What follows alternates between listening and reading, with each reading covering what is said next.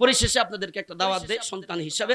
এই যে তিনটা ঠেঙ্গা দেখতেছেন, খুশবু টিভি আমার, এটা মিরপুর থেকে আসছে, এটা আমার এক ভাইয়ের।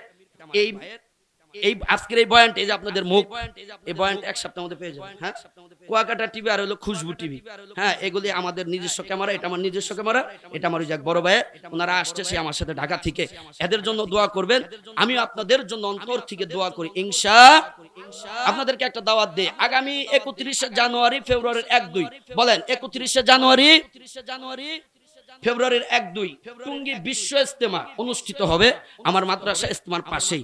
অবশ্যই যাবেন, এলাকার সন্তান হিসেবে দাওয়াত দিলাম। যাবেন তো ইনশাআল্লাহ? যদি না যেতে পারেন এখানে বসে দোয়া করবেন, পারবেন না ইনশাআল্লাহ? আজকে আমার ভাই সাকওয়াত হোসেন ভাই আজকের যে মাহফিল অ্যারেঞ্জমেন্ট করেছেন, করাটা কি লাভ হয়েছে না লস হয়েছে?